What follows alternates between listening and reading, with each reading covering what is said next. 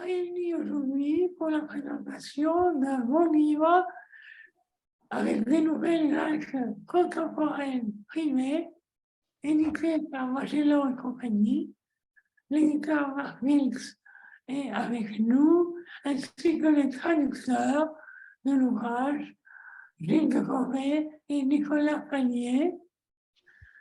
Je leur laisse la parole afin de nous présenter le travail, ainsi que, éventuellement, pour Marc Wilks surtout, les problèmes rencontrés. Puis, c'est Irène qui va animer éventuellement une discussion, si jamais il y a des questions, etc.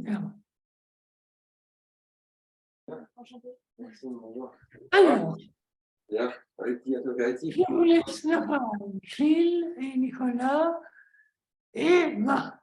C'est à vous. D'accord, merci beaucoup. Bonsoir tout le monde, c'est très gentil, c'est très sympa d'organiser cette réunion qui nous permet à Nicolas et à moi, ainsi qu'à l'éditeur Marc, de présenter effectivement cette œuvre qui nous a été commandée il y a 2 ans maintenant, je crois, 1 an ou 2 ans. Et donc, la Société des lettres helléniques nous a proposé de traduire cette anthologie. Enfin, d'abord, c'était à moi que ça avait été proposé. Et puis, je me suis dit que c'était un travail quand même trop long, trop complet, avec tout de même 14 auteurs différents, donc 14 styles différents. Et j'étais extrêmement soulagé de constater que Nicolas Palier, très gentiment, répondait favorablement à ma demande de collaborer. Et on a collaboré vraiment en bonne intelligence et à égalité, j'ai envie de dire, puisque nous nous sommes répartis les 14 auteurs à 50% chacun. Donc, chacun prenait comme premier traducteur 7 auteurs et puis se permettait de relire la traduction du collègue. Mais peut-être je te passe la parole, Nicolas, pour que tu apportes d'autres précisions sur notre façon de travailler. Bonsoir à tous. D'abord, je te renvoie l'appareil. C'est ta proposition qui était très gentille. Moi, je n'étais pas du tout concerné par le projet au départ. Je n'avais pas été sollicité. Tu t'es souvenu de moi parce qu'on avait été en contact les mois précédents et tu m'as proposé de te rejoindre sur ce projet. J'ai naturellement accepté parce que ça m'avait l'air d'être une belle aventure et l'opportunité de travailler avec toi m'intéressait beaucoup. Je n'ai pas été déçu. Effectivement, ça a été une belle collaboration. En bonne intelligence, efficace. Je crois qu'on a travaillé assez vite en fait sur tous ces textes, mais sans pour autant se presser. On avait un bon rythme. Oui, question.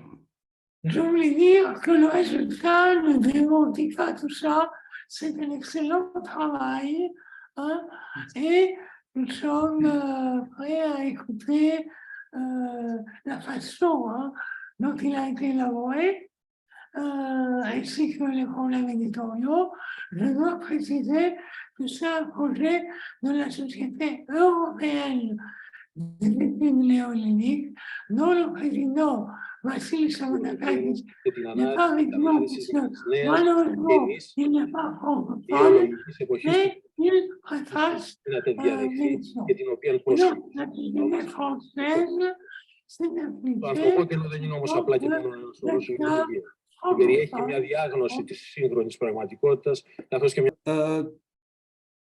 Peut-être qu'on va donner la parole quand même à Marc Wilks, l'éditeur, et puis dans un second temps, moi je propose qu'on parle de chacun de ces textes.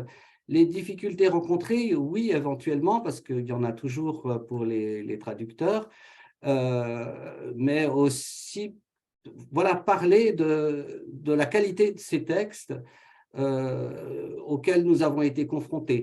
En tout cas, on l'a laissé entendre en préambule avec Nicolas, ça s'est vraiment très bien passé. Je dois dire que c'était extrêmement agréable comme condition de travail. Oui, J'ai Oui, entendu- et vous pourriez aussi nous dire ce que ça vous a apporté, parce que vous avez quand même une grande expérience tous les deux dans le domaine. Est-ce qu'il y a eu quelque chose de différent que cette expérience vous a apporté? Voilà quoi, parce que c'est quand même des textes assez contemporains. C'est intéressant d'écouter aussi, de vous écouter vraiment, de nous parler un peu de votre expérience. tu veux prendre la parole? Je vais apporter une petite nuance au programme de la soirée. Malheureusement, j'ai eu peu de temps pour me replonger dans mes traductions, relire mes textes ces derniers jours. Et je vais surtout fonctionner avec mes souvenirs de ça. Et alors, 2 ans ont effectivement passé depuis nos traductions quasiment. Donc, je vais être le mauvais élève de la soirée, je crois, sur cette question-là. Mais bon, je vais essayer de participer au mieux. D'accord, très bien. Marc Wils, peut-être prendre la parole en tant qu'éditeur. Oui, bonjour à tous. Écoutez, moi, je suis très content d'avoir participé en tant qu'éditeur à cette version française de littérature contemporaine grecque, qui est assez loin des clichés que le tourisme en général peut avoir. On a vu des très beaux textes. Pour nous, ça n'a pas été un travail difficile au sens où tout était déjà quand même bien calibré, bien fait, bien organisé. Il y a eu quelques petites questions techniques, quelques petites questions de présentation, quelques questions un peu difficiles sur la couverture. Parce qu'il ne fallait pas qu'on tombe dans des clichés justement gréco-grecs pour les Européens ou d'autres, avec un grand ciel bleu, une belle mer, voilà, et tout ça. C'était pas ça le thème. Moi, il y a plusieurs nouvelles qui m'ont vraiment beaucoup touché, ému, et j'ai trouvé ça formidable.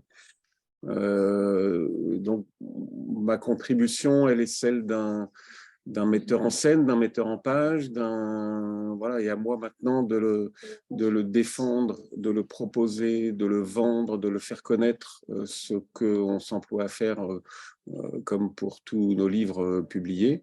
Et à titre personnel et à titre éditorial, je suis très très content d'avoir collaboré de cette façon-là, à distance, qui n'est jamais facile.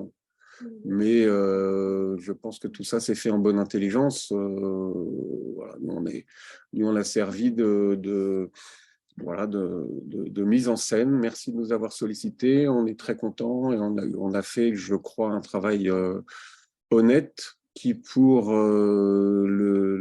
l'ensemble du lectorat français francophone, rend bien compte, selon moi, de ce que peut être la littérature grecque contemporaine. On avait déjà travaillé de cette façon-là avec des littérateurs algériens, avec des littérateurs étrangers venant s'installer à Paris. Moi, j'aime bien les livres collectifs. On a même monté toute une collection avec le magazine Courrier International sur ce principe-là. On a sorti 50 titres d'auteurs contemporains d'un pays en particulier, en commençant par le Liban, par Haïti. Le dernier, c'est Afrique du Sud, où on réunit 5 ou 6 auteurs du pays. Donc, on a sorti, le dernier, c'est le 50e sur l'Afrique du Sud, avec 6 auteurs sud-africains qui parlent de l'Afrique du Sud. Et là, dans ce grand format grec, on est très content d'avoir mis en scène, mis en valeur, je crois, une belle littérature tonique et vraiment contemporaine, loin des clichés. C'est ça qui m'intéresse en réalité, là pour le coup, en tant qu'éditeur, depuis 25 ans que je fais ce métier, et essayer de montrer la variété, la force, le dynamisme, l'originalité de ce pays qu'on connaît tous très bien, mais en fait qu'on ne connaît pas forcément aussi bien que ça. Oui, merci Marc. Effectivement, c'est vrai que les textes qu'on a traduits avec Nicolas sont peu touristiques, on va dire, et sont peu représentatifs d'une sorte de Grèce idyllique ou mythologique. Non, c'est une Grèce bien moderne, parfois assez tristes, assez désespérantes, hein, avec des textes assez durs. Je pense au texte de Mao, c'est le titre, hein, de Christos Ikonomou, qui est une des plumes principales de ce recueil. Un texte qui imite l'oralité, hein, on est dans un récit écrit, certes, mais qui ressemble beaucoup à un discours oral, et il fallait essayer de traduire ça en français. En français, on a des petits trucs, hein, par exemple, on enlève la particule négative « ne », ou on emploie ce qu'on appelle des anaphores ou des cataphores. Donc, au lieu de dire « mon père est parti », on dit « il est parti, mon père » ou « mon père, il est parti ». Voilà, des petits trucs comme ça qui se rapprochent de l'oralité, auquel on a recours en tant que traducteur. Mais ce texte-là en particulier, qui est un des plus longs quand même du recueil, est assez triste parce qu'il est le reflet d'une société grecque où les antagonismes sont forts et où il y a une forme de violence, où les gens sont violents et violentés aussi. Heureusement, tout ça n'est pas trop désespérant. Pourquoi? D'abord parce que l'art vient toujours à notre rescousse, et quand il est de qualité, quand il est maîtrisé, et c'est le cas ici, eh bien, il est porteur d'espoir. Et aussi parce que ce récit-là en question nous est rapporté par un des rares personnages positifs de l'histoire, un de ceux qui est, on peut dire, généreux et rêveur, ce qui laisse comme ça une fenêtre d'ouverture sur l'espoir et sur un futur possible, un futur lumineux possible. Voilà, j'ai épinglé en particulier cette nouvelle, mais peut-être que, Nicolas, même si tu n'as pas fait tes devoirs aujourd'hui, tu pourrais parler d'un auteur en particulier ou d'un texte en particulier? Dans le même ordre d'idées, il y a le texte de Christos Kyriaoutis qui m'a personnellement beaucoup plu. J'ai tenu à le traduire. On s'est réparti les textes aussi selon les affinités qu'on pouvait avoir, soit avec les auteurs, soit avec le texte qui était proposé dans l'anthologie. Une précision aussi, hein, c'est que nous n'avons pas fait le travail de sélection des textes. Cette anthologie nous a été proposée telle quelle. C'est un livre qui a été édité en Grèce, et qui est proposé ensuite à des traducteurs de tous les pays, et elle est à prendre telle quelle. Donc, on a ensuite, nous, choisi parmi ce choix de 14 textes, ceux qui nous plaisaient le plus, ceux auxquels on tenait à se confronter pour des raisons X ou Y, ou on a aussi, je pense, choisi au hasard sur certains textes. Bon, et pour ce qui est de ce texte, donc Poudre de craie, j'ai senti dès les premières lignes qu'il y avait quelque chose qui me plaît, aussi quelque chose d'oral, de très oral. On a affaire à un narrateur qui a une vingtaine d'années, pas plus je pense, et qui est supporter de football, qui est un ultra, ce qu'on appelle un ultra en France, qui est quelqu'un qui suit fanatiquement son équipe favorite. Et on a affaire à toute une galerie de personnages qui tournent autour de lui, qui sont des gens de ce même milieu, et qu'un milieu qui est rarement, je pense,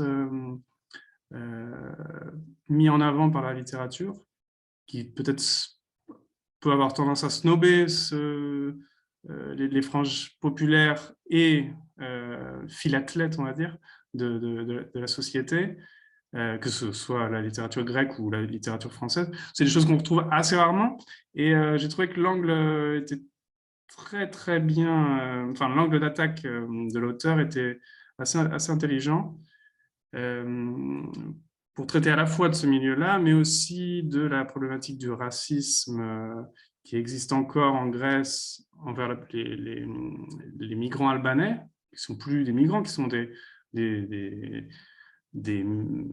maintenant des gens installés depuis 2 générations en Grèce.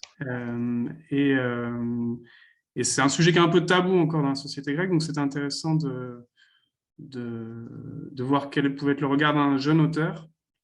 Lui, je pense qu'il a maintenant 40 ans, mais Ça, c'est un texte qui a dû être publié dans ouais, en 2013-2014, je pense, pour avoir été primé en 2015.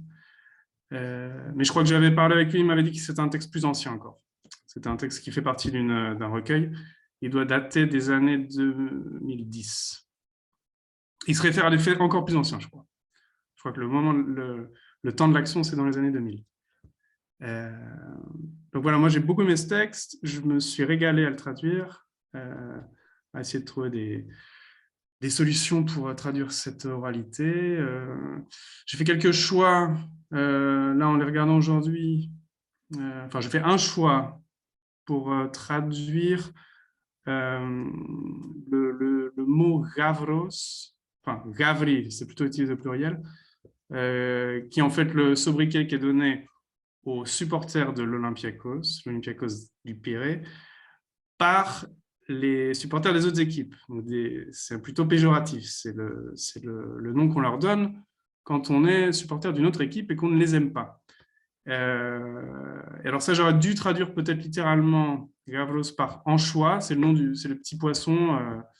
Il y a deux mots pour traduire anchois en grec, mais a priori, en français, on traduirait tout par anchois. Et donc, la moquerie est dans le fait qu'une anchois, c'est un petit poisson qu'on trouve à proximité des ports, enfin, qui est facile à pêcher et qu'on met facilement dans sa poêle pour en faire une friture. Alors ça, j'ai pas traduit ça par anchois finalement. J'ai voulu jouer sur la sonorité Olympiakos et j'en ai fait des piafs. Parce que l'image du piaf me paraissait bien retranscrire ce côté un peu péjoratif, moqueur. Mais quelqu'un qui connaît la Grèce pourrait tout à fait me dire que c'est pas sérieux comme choix parce que ça peut tenir à l'échelle d'une nouvelle, mais si on avait affaire enfin, si on devait comparer à d'autres récits, d'autres textes qui parlent de l'Olympiakos, on verrait qu'il y a une grosse différence et on pourrait se demander qu'est-ce qui la justifie. Donc là, peut-être que je regrette un peu ce choix-là. Voilà, toujours est-il que, bon, c'était pour dire que voilà, il y a quelques textes qui m'ont plus plu que d'autres et dans lesquels j'ai eu l'impression de faire un meilleur travail peut-être. Il y a toujours ça en traduction, c'est qu'on faut quand même être proche des auteurs, enfin du propos de l'auteur. Et quand on a une commande, le fait est qu'il y a certains textes qui nous sont proposés qu'on a peut-être plus de mal à cerner ou voilà, on est un peu moins proche du propos de l'auteur, mais donc j'avais d'autant plus de plaisir à trouver quand même quelques textes qui me plaisaient énormément. Voilà, je peux m'arrêter là pour cette... Très bien. Oui, pour rester dans les poissons peut-être et dans les fritures, il y a un autre texte long que j'ai traduit, intitulé « La sardine nagera dans sa boîte » de Yannis Efstachiavis. Alors ça, c'est un texte qui est vraiment rigolo, donc ça, c'est assez jouissif de traduire ce genre de texte. Il se moque de tout, enfin pas tout à fait de tout, parce qu'on sent qu'il y a beaucoup d'amour pour l'opéra et pour Jules Verne. Donc ça fait en tout cas deux bonnes références. Mais sinon, il a beaucoup d'ironie, notamment autour du monde moderne, de la malbouffe. C'était l'occasion pour moi de traduire, je pense, le plus long mot de la langue française. Longtemps, j'ai cru que c'était anticonstitutionnellement. Pas du tout. Il a été battu depuis par des mots scientifiques. Et c'est là que j'ai pu placer le mot hexaméthyline. Oula, voilà, il faut que je m'y reprenne à deux fois. Hexaméthylénététramine, voilà, donc qui va à plate couture anticonstitutionnellement. Donc c'est un texte dont le personnage principal est assez ridicule, grotesque, parce que prétentieux, ambitieux, pompeux, mais voilà, c'est délibéré, c'est caricatural. Et puis, tout de même, cet humour qui fait du bien, au milieu d'autres textes qui, comme on l'a laissé entendre avec Nicolas, sont parfois assez sombres quand même, hein, et à l'image d'une certaine société qui n'est pas facile, hein, la société grecque, je pense que je prêche à des convaincus, il y a un autre texte qui est assez dur parce qu'il met en scène les différences sociales et les différences entre la Crète et Athènes, donc la province et la ville, mais aussi le petit personnel des domestiques d'une part, et d'autre part les gens privilégiés. C'est ce texte intitulé Victoria de Yorgos Kyriakopoulos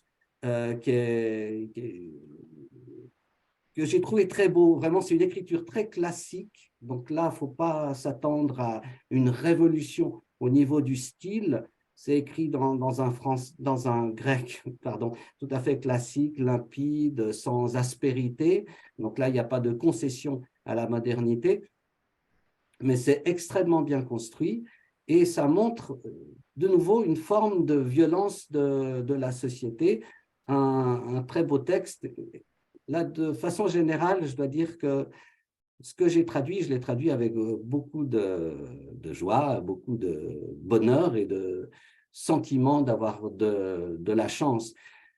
Même si c'est vrai que le recueil nous était imposé comme ça, tel quel, mais on a su assez bien se répartir la tâche avec Nicolas. Et je dois dire que c'était assez agréable parce que la traduction littéraire, c'est quand même un travail solitaire, la traduction en général. Alors, la traduction littéraire, vous pouvez éventuellement discuter avec l'auteur. Donc ça, c'est l'occasion d'un premier échange. Et on l'a fait dans un ou deux cas, quand on avait vraiment des questions à poser à l'auteur. Sinon, on a travaillé vraiment en tandem, puisque les textes que j'ai traduits, le premier jet, si vous voulez, était repris par Nicolas, c'était un premier jet déjà très élaboré, hein, était repris par Nicolas Pallier qui faisait marcher son peigne et qui mettait le doigt sur éventuellement des contresens, sur des formulations qui étaient à améliorer. Et je lui ai rendu les mêmes services, en tout cas je m'y suis efforcé, de façon à ce qu'on rende des textes qui soient à la fois vraiment fidèles et inventifs, parce que c'est créatif hein, que la traduction littéraire, on ne saurait trop le dire, et Nicolas l'a laissé entendre. Et parfois, c'est vrai qu'on est frustré. Il y a un jeu de mots dans Mao que je n'ai pas pu traduire, c'est un peu vulgaire, donc je ne vais pas le répéter ici, mais j'ai été incapable de le traduire en français, donc je reste sur ma faim. C'est vrai que ce n'est jamais un travail totalement abouti, hein. Des fois, quand on relit son texte, ces textes, on a envie de les reprendre et de les améliorer. Mais voilà, maintenant c'est publié. Il y aura peut-être une nouvelle édition et on pourra encore l'améliorer encore. C'est à souhaiter, pourvu que ça marche bien.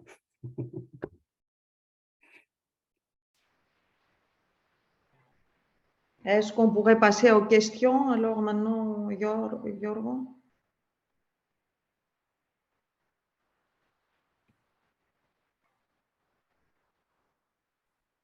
Bien sûr, s'il y a des questions, je te laisse, Irène, animer la discussion.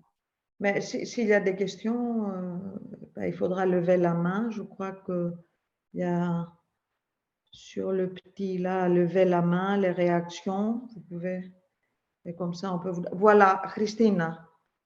Christina, si vous voulez vous présenter, si vous voulez vous présenter aux traducteurs aussi, et voilà. Nous vous connaissons, mais voilà. Très bien, merci beaucoup. Je m'appelle Christina Alexopoulos et voilà,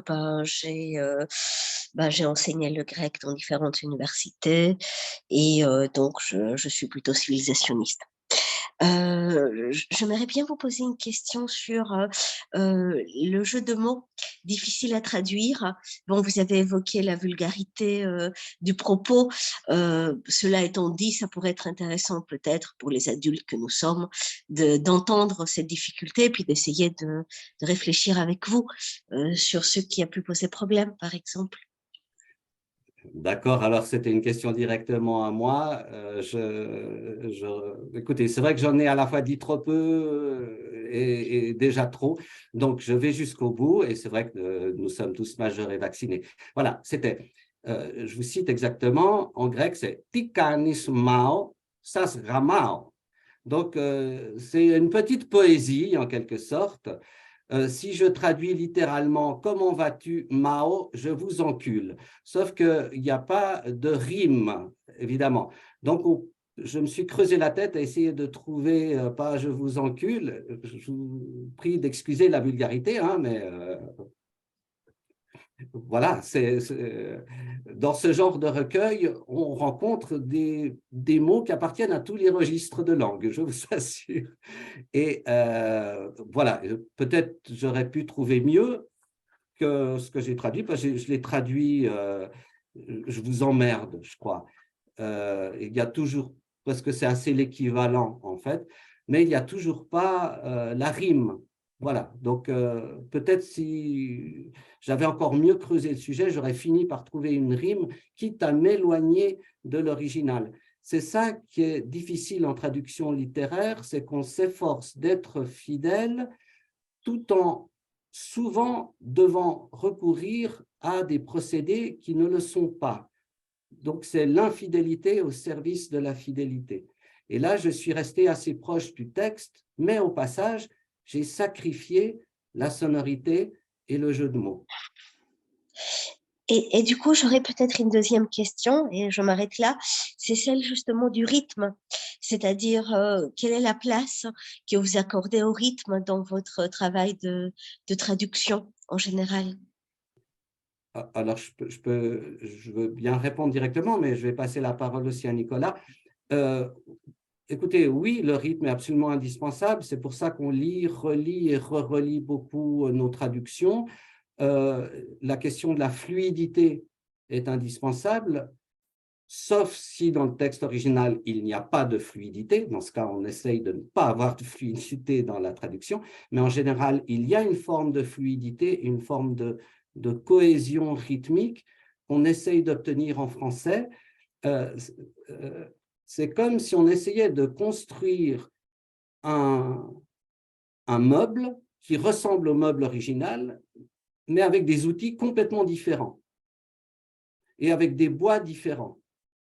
Alors, ça n'est pas très facile, mais c'est possible. Sinon, on n'aurait aucune traduction. Donc, c'est quand même possible. C'est ce que nous nous sommes efforcés de faire. Et pour ce qui est du rythme, vous avez bien raison, c'est absolument essentiel. Ça fait partie de la tonalité d'un auteur, de son style. Et je m'efforce, moi, d'y être fidèle. Nicolas? Et donc, pour filer la métaphore, le rythme, c'est les dimensions du meuble, sans doute. Et donc, par exemple, il faut qu'on puisse fabriquer un tiroir qui rentre bien dans l'encadrement du tiroir. Donc, on est obligé, sans doute, oui, c'est une petite musique qu'on garde en tête en traduisant, je pense. Enfin, moi, personnellement, je lis mes textes un peu à voix haute. Je travaille la phrase comme ça, en vérifiant qu'elle marche pour mon oreille. Après, c'est très subjectif. C'est uniquement mon oreille. Peut-être que c'est quand on se confronte au premier lecteur, alors, en l'occurrence, c'était Gilles, que là, on peut vérifier qu'effectivement, tout se passe bien au niveau du tiroir, que les portes s'ouvrent bien, etc. Mais ça reste de subjectivité encore, on peut tout à fait traduire différemment et avec peut-être un autre rythme aussi. Réponse un peu bateau. Je crois qu'il y a une question de Sophie Vassilaki. Oui, merci beaucoup. Voilà, merci beaucoup de cette présentation. Je trouve ça, l'entreprise, absolument passionnante. Et je voulais vous demander deux choses qui n'ont rien à voir, si je peux. La première, c'est quels sont les choix qui ont présidé enfin, quels sont les critères, pardon, qui ont présidé au choix de ces nouvelles. J'ai compris que c'était les primés, enfin, c'était les premiers prix. Là, par exemple, il se trouve que grâce à Nicolas Payet, je me suis procuré le Christeotis Miachara, mais je vois que c'est Κρατικό βραβείο πρωτοεμφανιζόμενου συγγραφέα. Donc, en fait, c'est un mélange en fait de prix, hein, parce qu'il y a d'autres qu'on connaît depuis très longtemps, donc ils sont absolument pas, ils présentent pas, ils publient pas pour la première fois, de jeunes auteurs, disons. Et je voulais demander, est-ce que vous avez une idée, parce que j'ai compris que le recueil vous a été donné tel quel, mais pourquoi, par exemple, de Miahara, on choisit juste la première nouvelle? Est-ce que c'est des critères thématiques? Est-ce que c'est des critères… j'ai pas très bien compris comment on fait, voilà, on constitue ce volume, ce recueil, et qu'on fait traduire sur combien de langues, enfin je ne sais plus. 10 langues. 10 Voilà, langues. donc moi c'est une question que je pose. Est-ce que par exemple, vous qui avez lu forcément d'autres textes de ces auteurs, est-ce que vous pensez qu'ils sont très représentatifs, qu'ils sont des choix vraiment qui valent le coup pour ce genre de recueil, de panorama en fait? Alors moi, je peux répondre en tout cas pour Ersi Sotiropoulou, parce que je la connais très bien et j'ai traduit plusieurs textes d'elle, beaucoup de textes, et notamment Ce qui reste de la nuit, qui parle Oui. de Cavafis. Donc la nouvelle qui a été retenue est assez caractéristique de son écriture de nouvelles, en tout cas. Pas des romans, pas de ses poèmes, parce qu'elle se définit comme poète avant tout. Je trouve assez représentatif, un texte un peu doux, amer, comme ça, à la fois faussement naïf et en même temps assez désespéré sur les difficultés des relations humaines, notamment entre conjoints, avec en même temps un humour qui sauve un peu tout ça, qui édulcore un peu tout ça. Mais pour répondre à la question plus fondamentale, pour 10 ans, il y a 14 textes, alors qu'on devrait avoir 10 textes, mais c'est parce que justement, pour 4 années, Nicolas, tu rectifies si jamais je me trompe, pour 4 années, il a été décidé de récompenser aussi les jeunes auteurs, les primo-auteurs. Pas très clair, c'est pas, voilà, j'ai pas le livre malheureusement, hein, Oui, j'ai oui. pas encore le livre, l'ouvrage, donc. Il y a eu en quelque sorte 2 critères, en tout cas pour certaines années, ce qui fait que le chiffre de 14 dépasse 10. Et sinon, c'est monsieur Ilyas Kafaoğlu qui a décidé de sélectionner telle nouvelle plutôt que telle autre dans un recueil. C'est lui qui a lu tous ces recueils et qui, pour chacun d'entre eux, a fait une sélection d'un texte en particulier. D'accord. Alors, si je peux me permettre, est-ce que je peux poser une deuxième question? Bien sûr, bien sûr. Merci. La deuxième question, ça n'a rien à voir avec la première, c'est sur ce que vous avez dit tous les deux, ou peut-être vous, Monsieur Tequès, c'est que ces textes sont assez, comment dire, marqués par une certaine désespérance, par une certaine, comment dire, par une certaine… un caractère sombre, hein. Et c'est vrai que moi, depuis que je suis, par exemple, à l'INALCO depuis des temps antédiluviens, j'ai l'impression que c'est une espèce d'invariant.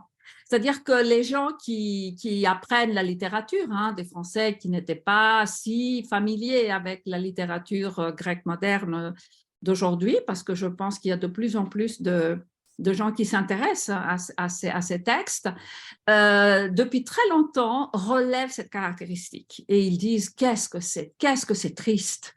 Ah, c'est d'une tristesse, enfin, comme s'il fallait que ça soit joyeux, vous voyez, que ça soit… Et je voulais vous demander, est-ce que vous pourriez aujourd'hui caractériser plus précisément ce caractère sombre? Vous l'avez évoqué, je pense que je serais tout à fait d'accord avec vous, c'est que ça a rapport avec les inégalités, avec les rapports les rapports humains avec la société, etc. Mais est-ce que c'est quelque chose qui tend à avoir un caractère universaliste, disons, hein, parce que c'est le thème de l'époque, hein, voilà, où allons-nous et tout ça, ou est-ce que vous trouvez qu'il y a des caractéristiques propres qui sont, qui ressortent par cette littérature et qu'on pourrait situer sur un autre registre que la seule tristesse ou la seule désespérance, etc. Je précise ma question. Par exemple, lorsqu'on lisait du Seferis, vous voyez, c'est des poèmes, bien sûr, hein, mais c'est pluriel, première personne du pluriel, genre « nous sommes un pays, nanana, nanana, où allons-nous » et nanana, et très comment dire, très orienté vers cette conscience européenne dont parle Mirombel, parce qu'il faut quand même qu'on aille vers la civilisation et pas vers, voilà. Là. Et je pense qu'aujourd'hui, ce n'est pas du tout ça. Mais j'aimerais avoir un peu plus de précision de comment vous, en tant que non grec d'origine, vous percevez ce caractère. Et est-ce que vous lui donnez quelques traits qui sont plus circonscrits à l'intérieur de la réalité grecque? Nicolas? T'as pas une idée pour commencer? Je peux C'est essayer. moi, hein, je pose une question, peut-être c'est pas clair ce que je dis. Ici, c'est très clair, mais je ne sais pas s'il y a une réponse vraiment à ça. Toutes ces approches d'écrivains, je pense que c'est aussi lié à l'histoire du pays, enfin à l'histoire du XXe siècle. La Seconde Guerre mondiale a été très douloureuse, il y a eu une guerre civile ensuite. Forcément, on vit encore les conséquences de ces guerres civiles. Donc, il y a une noirceur qui est forcément présente. Alors, je sais qu'on a reproché à la littérature contemporaine de beaucoup exploiter ce filon de la guerre civile. Mais peut-être que ça déteint un peu sur toutes les générations suivantes. Ça pour le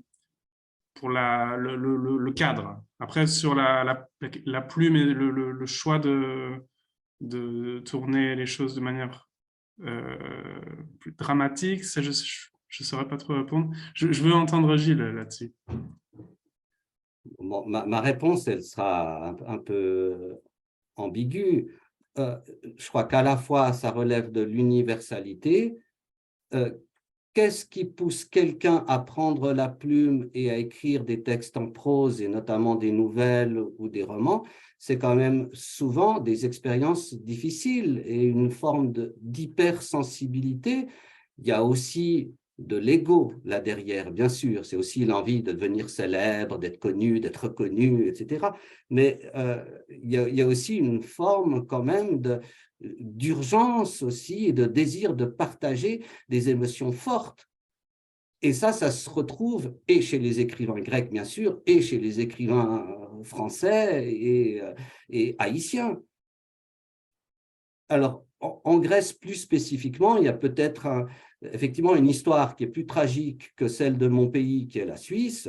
Donc, on trouve sans doute des événements plus marquants, mais il y a aussi, Nicolas en parlait, voilà, l'immigration albanaise qui a été aussi vécue de façon parfois un peu difficile, assez chaotique.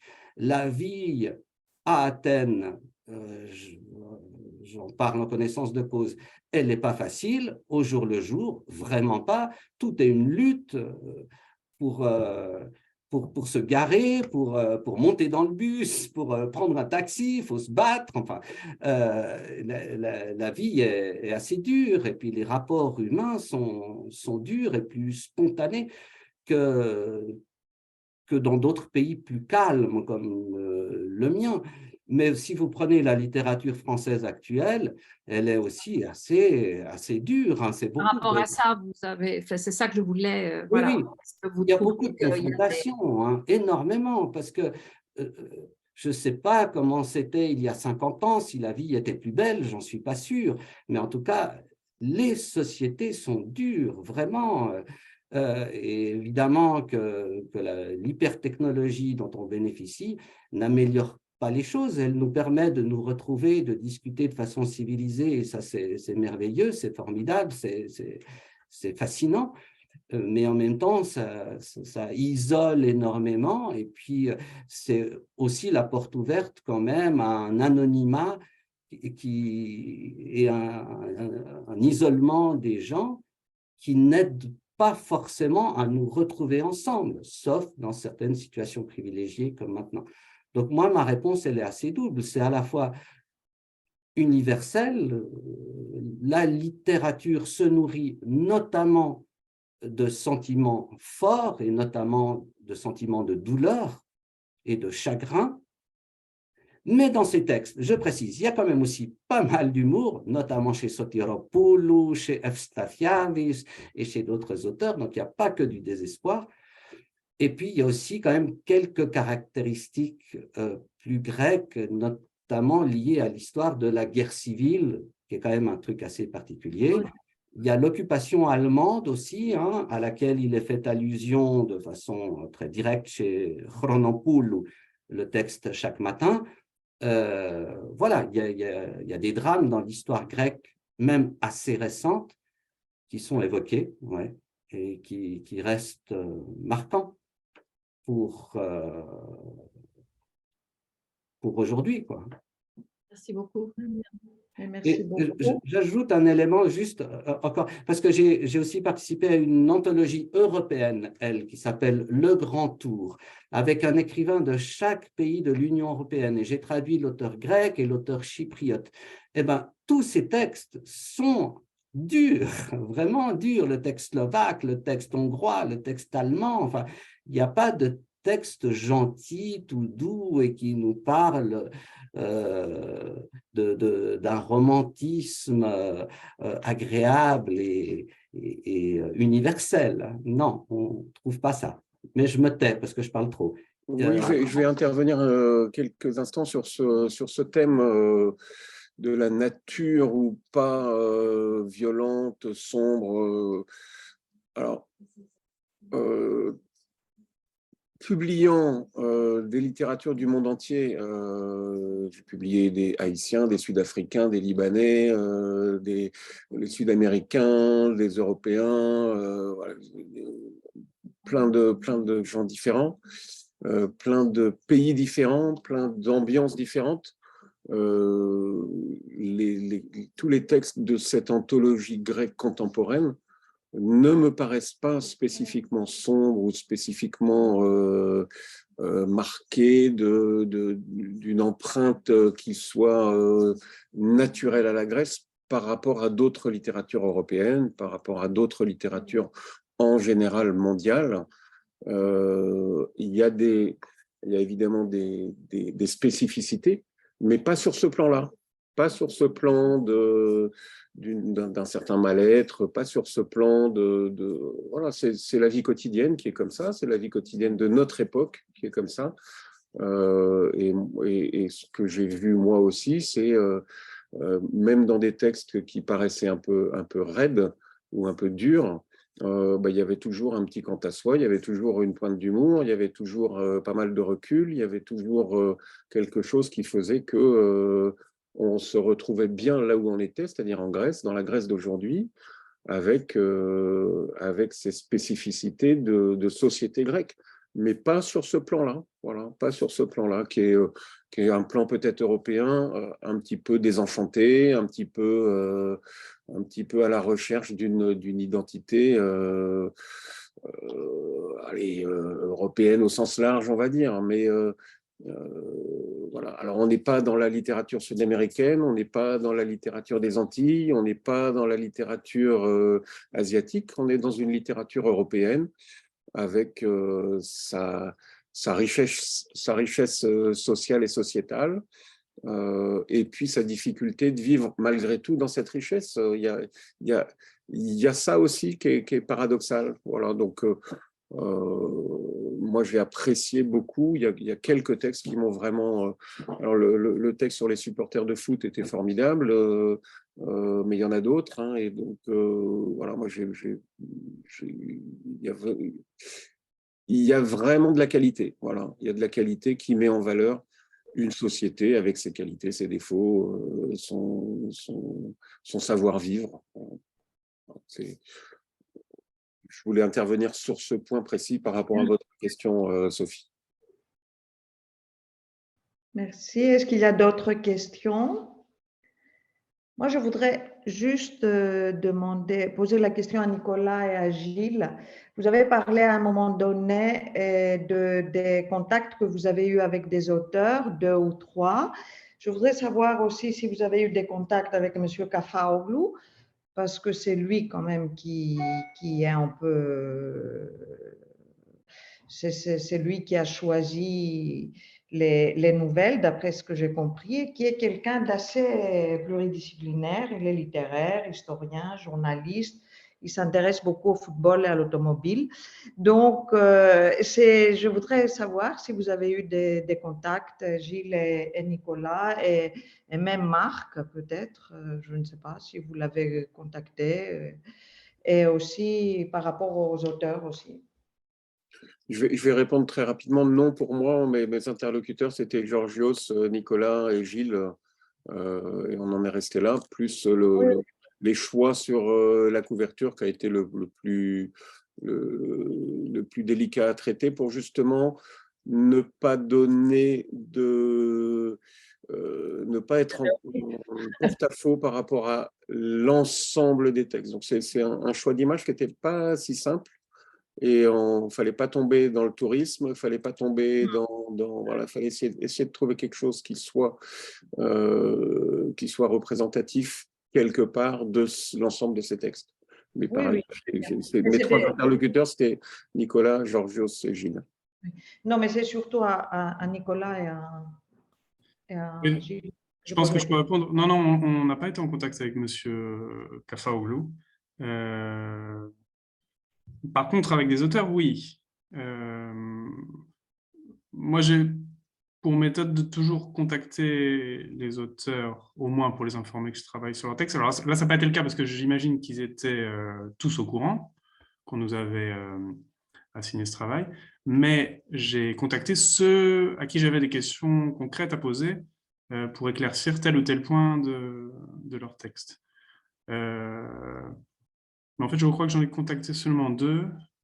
Keith Reautis pour le texte sur les supporters de football et Monsieur Koussafanas pour le texte qui introduit l'anthologie, parce que, bon, vous l'aurez peut-être constaté, c'est un texte assez obscur, assez compliqué, pas seulement pour la forme qu'il a, avec très peu de ponctuation, mais aussi parce que ça fait référence à des concepts philosophiques, il y a pas mal de références cachées. Voilà, donc j'avais des questions à les poser. On a eu une correspondance très agréable pendant quelques semaines. Il m'a envoyé plein de ses livres qu'il écrit par ailleurs. À toi aussi, je crois, Gilles. Hein, ouais. Un conte. Oui, oui. J'ai reçu plusieurs ouvrages assez impressionnants de M. Koussafanas. Donc ça, oui, c'était une belle expérience. Toi, tu as été en contact avec les auteurs? Alors, avec Ersi Sotiropoulou seulement, ou Sotiropoulos. Sinon, pas avec les autres parce que je n'avais pas de difficultés particulières, disons. Et pas de contact non plus avec M. Kafaoğlu. Le contact ne s'est pas fait, non.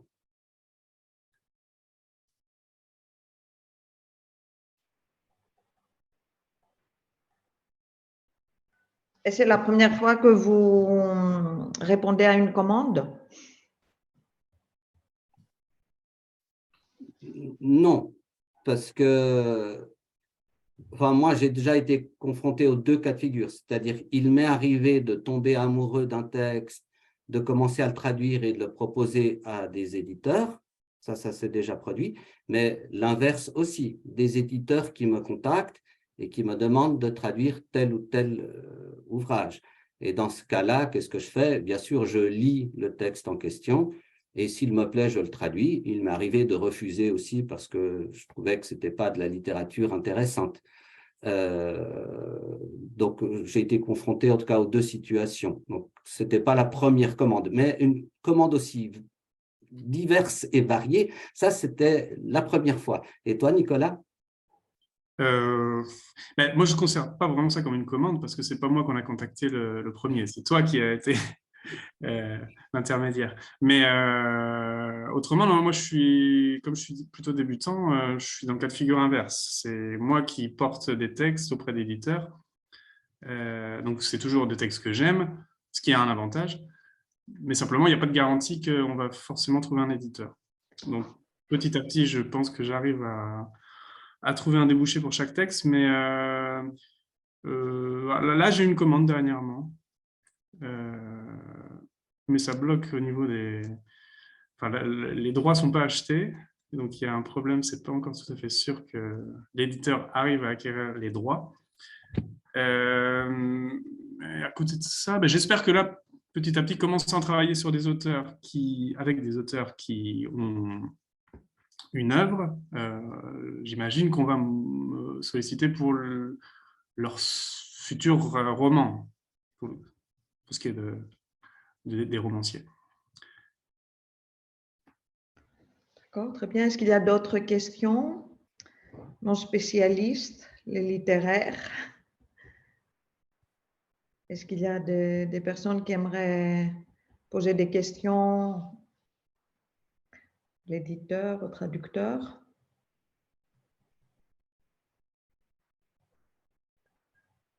Je reviens sur ce que j'ai dit. Je me suis senti obligé de dire ça parce qu'il ne faut pas penser qu'en traduisant de la littérature grecque, on est très souvent sollicité, même toi, je pense, Gilles, ce n'est pas tous les jours qu'on vient te proposer un texte que tu refuses ou que tu acceptes. On est quand même dans une littérature de niche où presque pour chaque contrat, on débouche le champagne, j'ai l'impression. Bon. Non, ce n'est pas tous les jours, effectivement, mais ça fait plaisir quand un contrat nous est proposé, oui. Et, ça arrive de temps en temps. Oui, voilà. Mais je pense que le cas de figure où on trouve des auteurs et on les propose à des éditeurs est quand même un peu dominant, non? Tu diras pas ça? Hein? Non. Ok. Bon. Est-ce qu'il y a d'autres interventions, des commentaires? Écoutez, merci beaucoup. Je vais donner la parole à Yorgos, notre président. Merci beaucoup pour votre intervention. Yorgos, si tu veux conclure. Je voudrais juste vous remercier pour tout le beau travail accompli.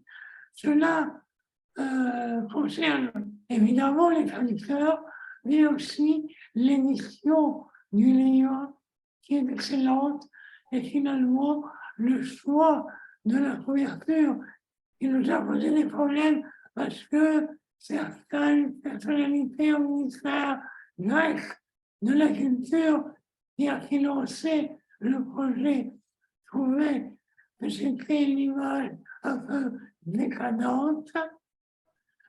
Tous les problèmes ont été résolus et c'est avéré être un très bon choix. Et je répète ce que j'ai déjà dit dans le message, c'est un très beau cadeau pour les fêtes et vraiment, il viendra illuminer encore plus, même par un certain caractère sombre parfois, le voilà. C'est quelque chose d'extrêmement intéressant pour tous les hellénistes.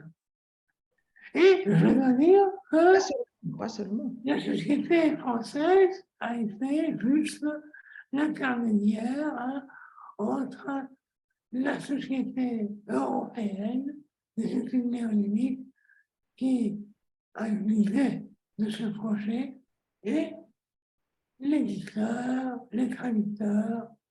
Mais je pense que c'est du très, très bon travail, en fin de compte. Très bien. Bon. Merci. Bonne fête à tout le monde. Bonne fête. Bravo aux traducteurs et qui continuent à offrir des traductions aussi belles. Hein.